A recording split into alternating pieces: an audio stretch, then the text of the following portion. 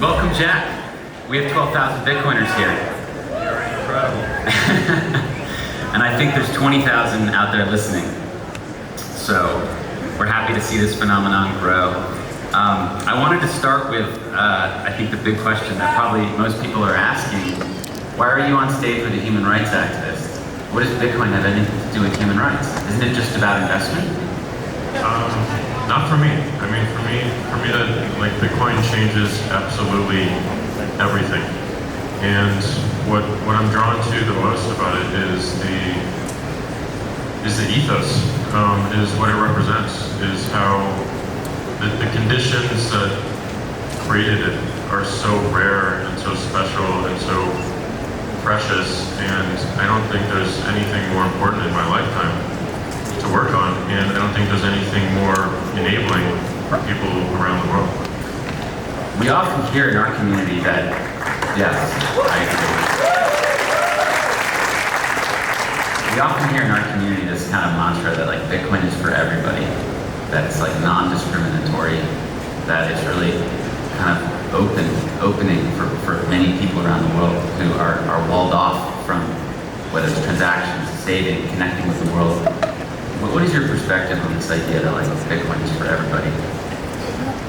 I mean, that's what I'm focused on, making sure that I help with. Like whatever I can do, whatever my companies can do to make it accessible to everyone is how I'm going to spend the rest of my life. Like if I were not at Square or Twitter, I'd be working on Bitcoin. If it needed more help than Square and Twitter, I would leave them for Bitcoin. But I think, I believe both companies have a role to play, and I think anything that we can do as companies to help also find the right intersection between a corporate narrative and a community open narrative is for the best. The theme for today is banking the unbanked. As you all know, probably there's billions of people around the world who are either completely unbanked or they're underbanked. Yet the mobile phone is growing at a remarkable pace. So even in countries like Ethiopia and Sudan, you now have 20-25% of the population with a mobile phone. And in the next 5 years, that's going to pass 50%. So we're now in a position where the increase of technology is going to allow more people to come online. And with Bitcoin, it doesn't matter what passport you have, what nationality you are, what ethnicity you are, what you believe in, you can connect to this network. So when we think about banking the unbanked, what's your vision for like what is most important for helping onboard people into this new system? Well, we don't need the banks anymore.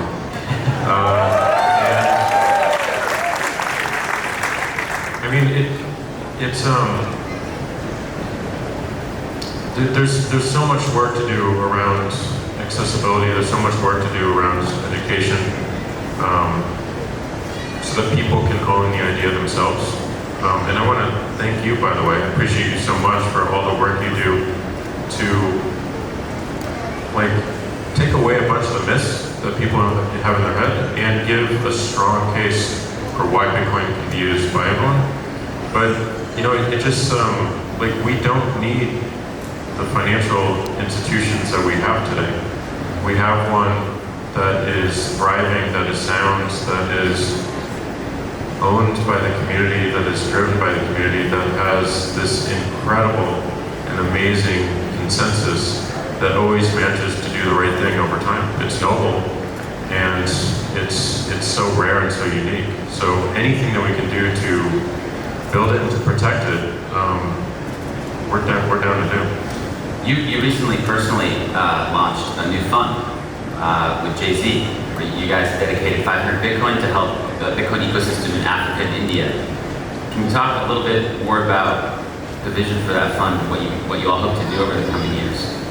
Yeah, I mean, I spent November 2019 roaming around the continent of Africa. I went to Nigeria, I went to Ethiopia, Ghana, and I saw that the number one problem that entrepreneurs were working on there, and I only met the entrepreneurs, I didn't meet anyone in the government, the media, they're all working on payments, and the most interesting of them were working on Bitcoin.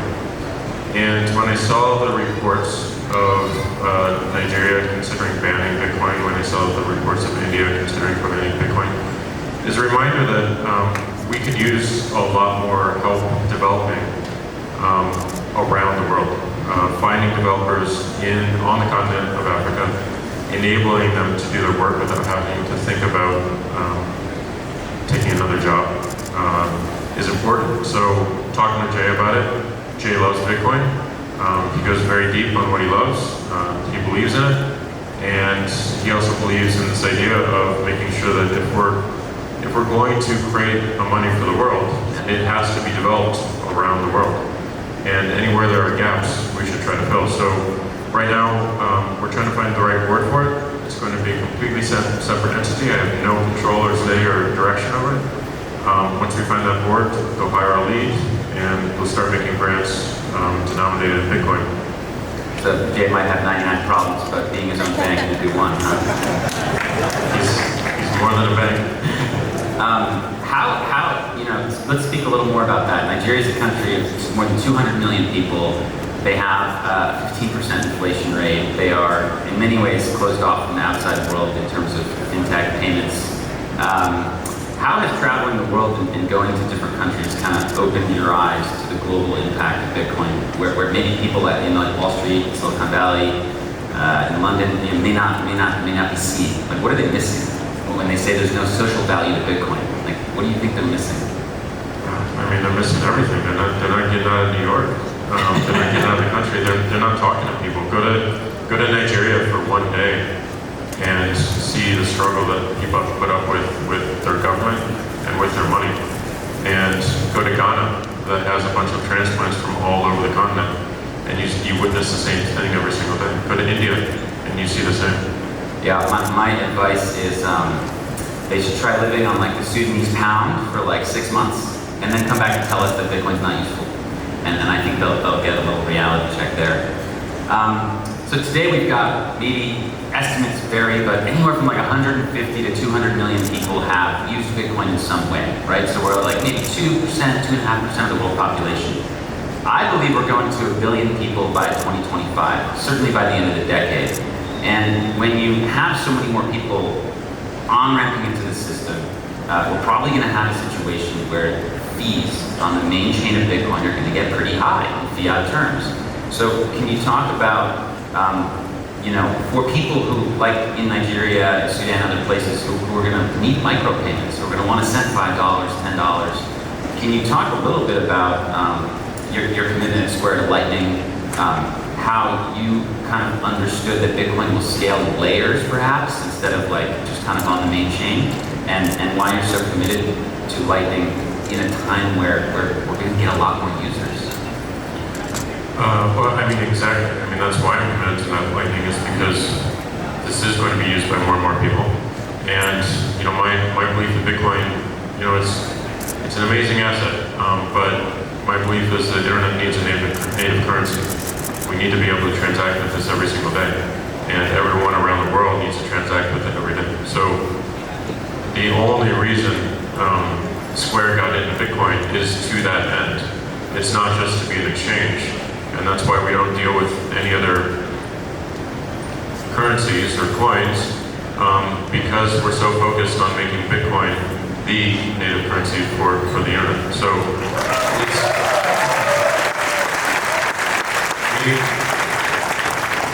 meeting Elizabeth and team. How can you say that this is a currency for everyone in the world when you are the king of censorship?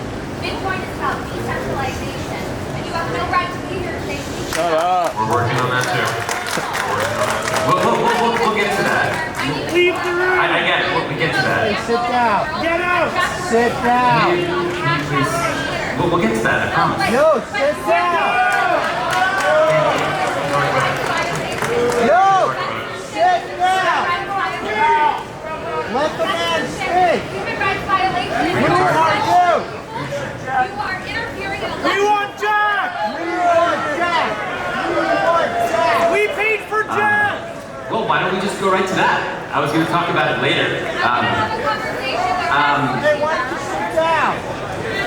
We hear a lot about censorship, right? When was it said that?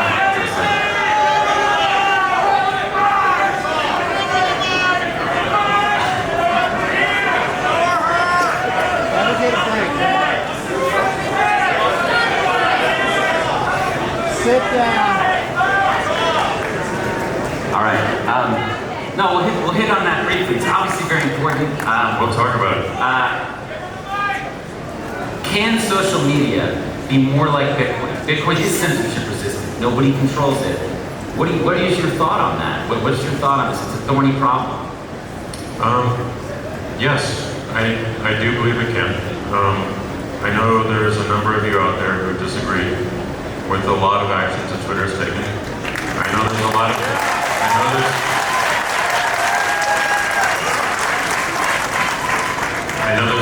there's a lot of you out there who disagree with our policies and the way we've evolved them.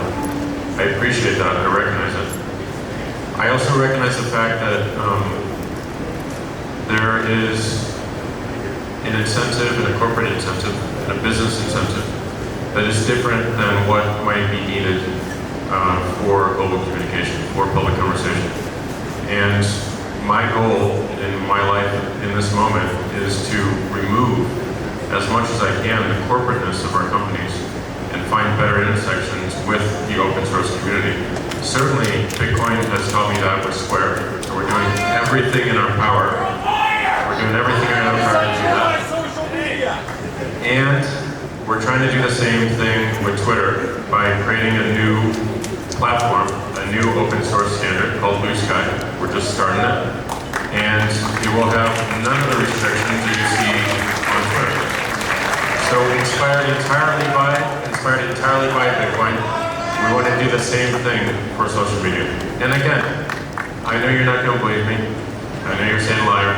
I'm going to prove it to you.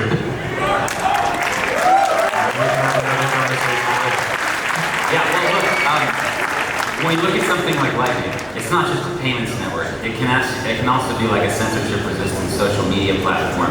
There's folks out there building stuff like Sphinx, which I highly recommend you pursue. Sphinx is amazing. Sphinx is really cool. Basically, what you can do is you can follow your favorite creators, maybe like your favorite podcast, maybe you're following what Marty and Matt are doing, or something like that, and you can go into a tribe on Sphinx, and you can just stream them censorship-resistant private money on Lightning, and nobody can stop you. And that's happening. That's inevitable. It's coming. So this vision of like, streaming money to the people that you care about in a way that the government cannot stop, I know that that's what Laura wants, and that's what you all want, where you're upset with Twitter. Well, guess what? It's coming, and nobody can stop it. So I think that that's a pretty interesting segue into, maybe getting back to the idea of Lightning, what it is, and why you at Square, and especially Square Crypto, have focused so heavily on it, as opposed to like, you could have done a lot of other things, right? Like, why to focus on Lightning? Again, it goes back to the currency. Like, Square Crypto and Steve and team and Matt have been focused on making sure that any wallet can easily turn on Lightning and make it accessible to everyone. So the more people we have considering using Bitcoin for payments, for tips, for streaming money, the stronger this ecosystem is, and the more we achieve our goal. Yeah, I mean, look, we're really building out a parallel economy here that, again, is not controlled by governments or corporations. And I just wanted to show you, like, how this works, and then maybe Jack and I can reflect on this a little bit. Our friend Jack Mahlers has created a company called Strike, a lot of help from a lot of other people. Amazing company. And he started a campaign recently to help Bitcoin development. So I'm on the Strike page right here, all right? And I'm gonna go ahead and donate, $2 worth of Bitcoin to Strike, okay? So I'm gonna copy that Lightning invoice. I'm gonna go to my Moon wallet created by an awesome team in Argentina, and I'm gonna send that Bitcoin right now, and it is going to go, and it's gone. That's a bearer asset that has just moved instantly around the world. And I didn't ask permission from anybody. So again, we get back to this like conflict about how are we going to build a social media? How are we going to communicate with each other without censorship and surveillance? It's through Bitcoin. So, I mean, I just want to underline, that's why I think Jack is kind of so persistent in this, because it must be such a freaking struggle to watch the entire world, criticize everything you do, and I think that's fair. We should do that and hold you to a high standard. Definitely do. We should definitely do it. But it's not like some magic fairy dust. This is real. Like, Lightning is real, and I just sent a bearer asset around the world, and nobody can stop me. I didn't have to ask any permission. I didn't have to prove my identification. This is an actual revolution. This is the revolution. So when we talk about Bitcoin and Lightning, if we're going to build it the right way, it's got to be non-custodial. Now, minutes before you walked on stage, you announced something pretty big that you guys are going to do at Square. You want to talk about your vision for like non-custodial Bitcoin use? Yeah, I mean, we're considering building a non-custodial hardware wallet, and the thing we want to do is make it completely in the open. So from all of our software to all of our hardware design, it'll be open source, it'll be on GitHub. We want to build it in collaboration with the community. So we started a thread today just asking some questions about our design principles. We don't want to compete with the hardware wallets out there. We just want to take it to the next level and get to 100 more million people who have non-custodial solutions. And we're likely to do it sometime very soon. But we wanted to make sure that we're thinking about this in the correct way and we're reaching out to the right folks in the community to build it. Yeah, I mean, I think that non-custodial use of Bitcoin is so important, and Satoshi, the creator of Bitcoin, knew this. Just a little tidbit for the audience here. Satoshi chose his or her birthday as April 5th, okay? April 5th was the day that the United States government basically, banned private ownership of gold in 1933. So when Satoshi was designing Bitcoin, he or she was thinking about how the US government centralized and confiscated gold away from the people, and how they could make a system that could prevent that. They chose the year of their birthday as 1973, which was when gold was made available for the American people again. So I think we need to think about this very carefully. Non-custodial use of Bitcoin is built into Satoshi's vision for the project. So it's really exciting to see Square support this. I think a lot of the custodians in the space won't be very happy, but as you said today, in your thread that's inspired by Isaiah, not your keys, not your cheese. Yeah. No, and as a custodial exchange, we need to push more companies like us to make sure that people have non-custodial solutions, and we're gonna show up. Earlier you brought up, very important. You brought up a point where y'all are Bitcoin only, right? Do you want to talk a little bit more about that? I mean, there's a lot of talk about proof of stake and other coins. Like, what are your thoughts on Bitcoin and its proof of work and full nodes model versus maybe other models? I mean, again, like the conditions that created Bitcoin, everything that went into it, from the proof of work model to the development model, no single points of failure, everything about it is why we're into it. There's nothing else that compares to it. And we have no interest other than making sure that we are building a native currency for the internet, helping in every way that we can. So all the other current coins, to me, don't factor in at all. And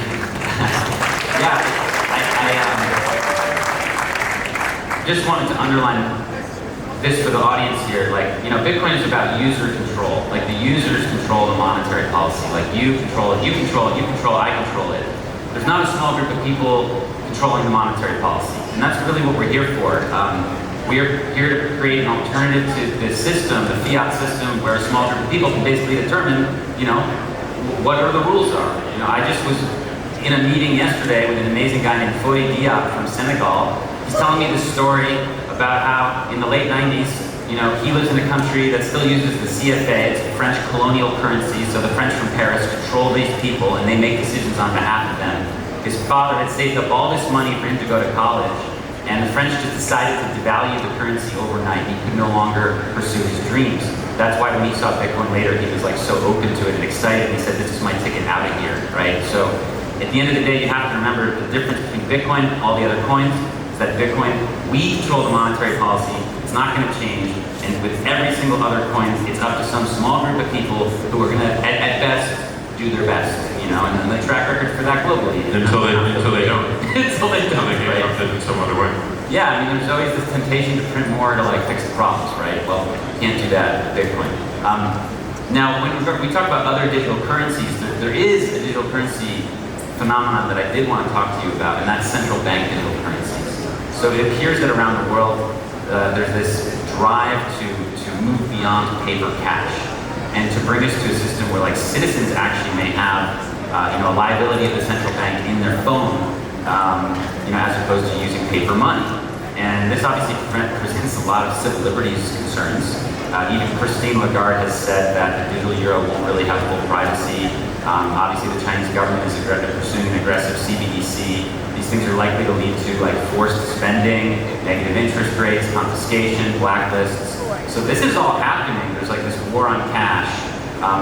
What are your thoughts on this idea of financial freedom and privacy in a world that's moving beyond paper money? I mean, I think all of the things that you mentioned in terms of what central banks are trying to do are just bumps in the road, and they're bullshit. We have a much better alternative in Bitcoin. We have designs for that sort of privacy and that freedom within it. And the more we can, especially our governments can realize that and get it the vote sooner, the better off we all are. A lot of people say, Bitcoin's just for bad people. It's just for bad actors. What's your kind of response to that? It's just for criminals, the same sort of stuff that they said in the early 90s about encryption, right? They were like, it's going to be for bad people. We don't want Americans to have privacy. Well, thankfully the cypherpunks, made it possible for us to have things like Signal. What is your response when you talk to regulators or government officials or people when they say this is just too risky, it's going to hurt people? It feels like it's a cover for something else going on. I don't actually hear that a lot from regulators. Square was one of the first companies that was a public company that talked to the SEC about Bitcoin. That never came up. So it feels like there's probably something a little bit deeper when you're hearing any of these excuses, and it's just trying to understand what that really is. And I think it's really losing power effectively. One of the interesting things about Bitcoin is the way that the incentives align. So recently there was a little bit of a controversy with some of the companies that are doing Bitcoin mining and a software upgrade that's going to bring new privacy to Bitcoin called Taproot, which is in the process of activating right now, which is very exciting. One of these companies, they weren't signaling for Taproot, and then there was this huge community backlash, and the company was actually forced to come out with a video message and say, sorry, we're definitely going to signal, they basically sort of bent the knee to the community. That's a unique phenomenon, that a corporation be virtue signaling for censorship and resistance and privacy. What do you see when you look at stuff like that? There was also the community could change the path and change the mindset. I think that's incredible. I don't know why it didn't happen sooner, but it's just another lesson for any company trying to get into this space and trying to support Bitcoin. Well, there's a lot of people who say Wall Street's just going to control Bitcoin. They're just going to make it a tool for themselves. That's kind of a nice example of how that's probably not the case, right? It can't, and it never will. It never will. And the more companies, small, big, that demonstrate that and try to offset again their corporateness by doing things that are more supportive of the community itself, such as creating a Square crypto-like thing, such as creating a COPA, to give up Bitcoin patents to protect the community. It becomes more and more resilient every single day. I often think about how the world is so focused on the micro movements of the Bitcoin exchange rate versus the dollar. And meanwhile, this incredible foundational upgrade that has just been essentially transformed into reality by the users, and nobody's paying attention to this. It's kind of interesting, right? It's almost like running interference for the real revolution, right? It's working. It's incredible. I wanted to hit another topic here. We hear a lot about Bitcoin's energy use, right? And you all at Square just put out a paper with ARC that described how actually, Bitcoin mining might incentivize the adoption of renewable energy. And it may actually basically help unlock renewable energy resources that are stranded or otherwise unused around the world. Can you talk to us a little bit about why you have this belief or philosophy that Bitcoin mining is actually helpful for our species and our planet? Yeah, you just look at the economics of it, and ultimately miners have to make a profit, and getting cheap, renewable energy maximizes their potential for profit. It's really that simple. And I thought I had some agreement with some notable figures out there.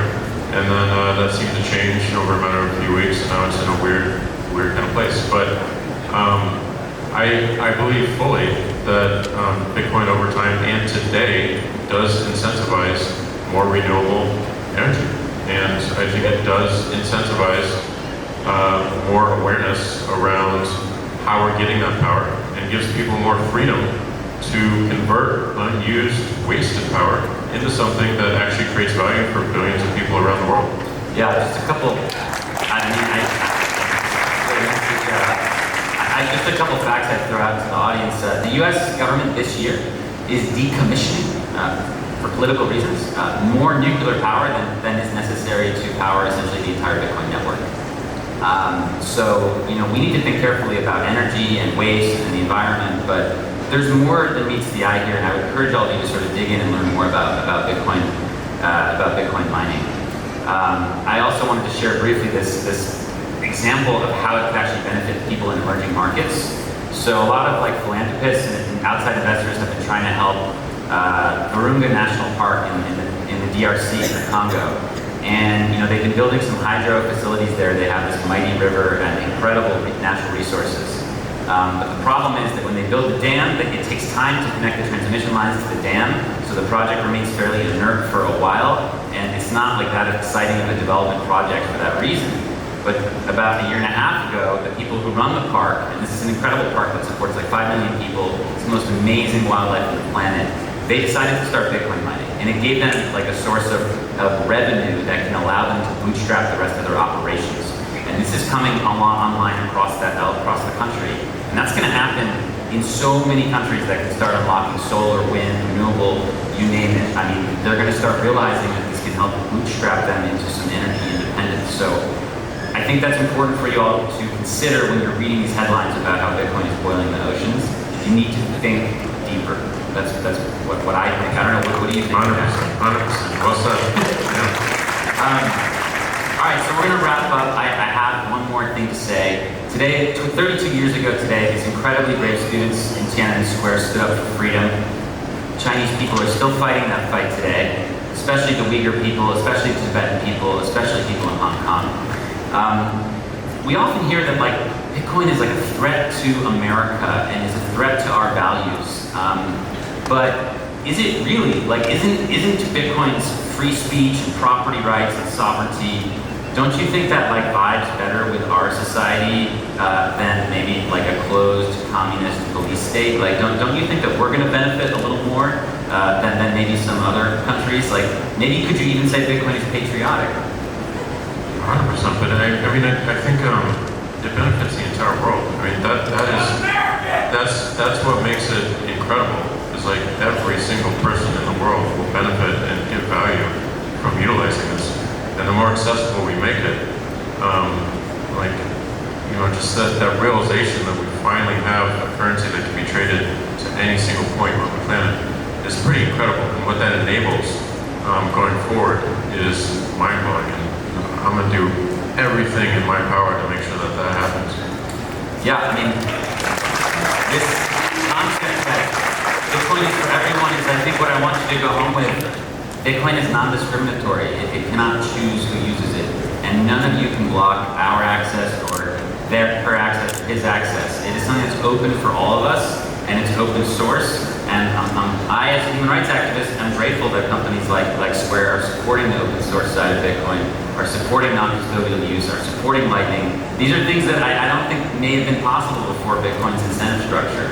So I really wanted to thank you, Jack, for coming out and sharing your thoughts.